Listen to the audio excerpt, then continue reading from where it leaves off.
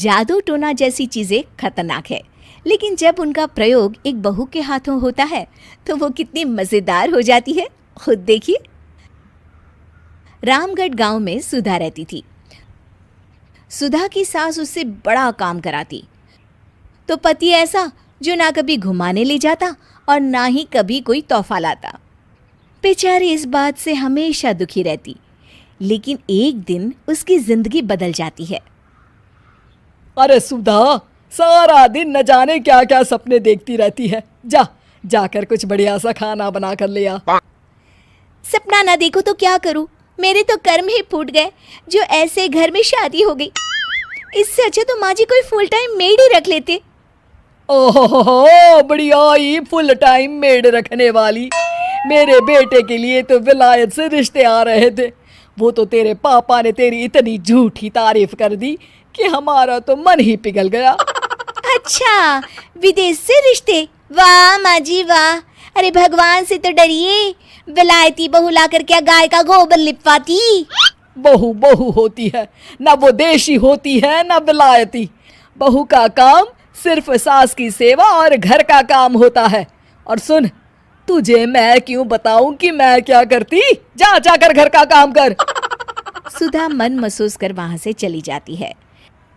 शाम को सुधा का पति जल्दी घर आता है, जिसे देख सुधा खुश हो जाती है। जी, आ गए आप? जरूर मुझे कहीं घुमाने ले जाने का प्लान होगा आपका। सब समझती हूँ मैं। अरे नहीं भाग्यवान, घूमना क्या है, बस आज जल्दी बस मिल गई तो घर जल्दी पहुंच गया।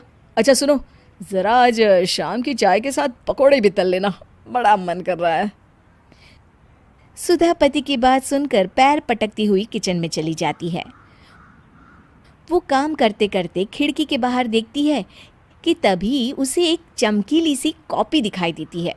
वो खिड़की से उस कॉपी को उठा लेती है और उसे खोल कर देखती है तो उसमें सुनहरे अक्षरों में लिखा होता है, जादुई किताब, इस पर जो लिखो वो सच होता है।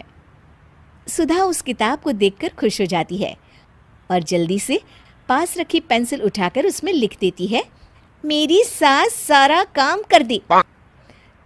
तभी उसकी सास किचन में आ जाती है और कहती है, अरे बहू, सारा दिन लगी रहती है काम में, अब जाकर आराम कर ले। मैं तेरे लिए चाय और गर्मा गर्म पकोड़े लेकर आती हूँ। सुधा ये देखकर हैरान हो जाती है और कॉपी लेकर कमरे में आ जाती है। तभी वो देखती है कि उसका पति आराम से बैठकर किताब पढ़ रहा होता है। सुधा झट से कॉपी निकालकर उसमें लिखती है, मेरा पति मुझे घुमाने ले जाए। बस फिर क्या था, सुधा का पति किताब बगल में रख देता है और उससे कहता है, बहुत दिन हो गए हम कहीं घूमने नहीं गए ना, चलो कल मैं ऑफिस से छुट्टी ले लेता हूँ। सुधा ये सुनकर खुश हो जाती है कि तभी उसकी सास हाथ में चाय और पकोड़े लेकर खड़ी हो जाती है। चलो बहू, कुछ खा लो। अरे किस्मत वाले हैं हम जो हमें तू मिली, वरना मेरे बेटे की शादी कहीं तय ही नहीं हो रही थी। कोई लड़की इस घर में शादी नहीं करना चाहती थी। ले बहू, खा ले। अब तो सुधा की बल्ले बल्ले हो गई थी। सुधा की सास और पति बस उसके इशारों पर घूमते। एक दिन सुधा को सास का हार पसंद आ जाता है। वो सास से कहती है, माँ जी कितना खूबसूरत हार है, क्या ये हार आप मुझे दे देंगी? ओए होए, बढ़ियाई, मुझे दे देगी? अरे तेरी माँ ने दिया है ना मुझे, जो मैं तुझे दे दूँ? मैं अपने एक भी गहने तुझे कभी नहीं दूंगी। तभी सुधा अपने कमरे में जाती है और कॉपी में लिख देती है, सास के सारे गहने मेरे हो जाए। अब क्या था, थोड़ी ही देर में सास एक संदूक लेकर उसके कमरे में आ जाती है। बहू, ये ले। ये क्या है माँ जी? बेटा, ये मेरे गहने हैं। अब मुझ बुढ़िया पर तो ये अच्छे नहीं लगते। तेरी तो उम्र है पहनने उड़ने की, ये ले, गहने तू ही रख ले। तभी सुधा की नज़र उस हार पर पड़ती है जो सासू माँ ने पहना है। और माँ जी, ये हार जो आपके गले पर है? सास हार उतारते हुए कहती है, हाँ बहू, ये भी ले ले। फिर कान के टापस उतारते हुए कहती है, ये ले बेटा, तू ये भी ले ले। फिर एक एक कर वो अपने सारे पहने हुए गहने उतारने लगती है। ये भी ले ले बहू, ये भी ले ले। सुधा तो खुशी के मारे बौखला जाती है।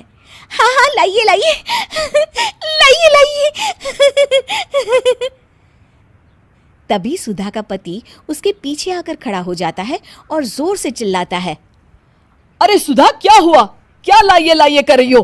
अरे जरा कढ़ाई में तो देख लो, सारे के सारे पकोड़े जल गए। तभी सुधा की सास भी उसके सामने आ जाती है। इस लड़की से तो एक काम ठीक से नहीं होता, दिन भर सपने ही देखती रहती है। तभी सुधा को होश आता है। वो खिड़की के बाहर देखती है जहां उसे कुछ दिखाई नहीं देता। दरअसल जादुई वादुई कुछ नहीं था, वो सिर्फ एक काल्पनिक सपना था जो सुधा अपनी जिंदगी से तंग आकर देख रही।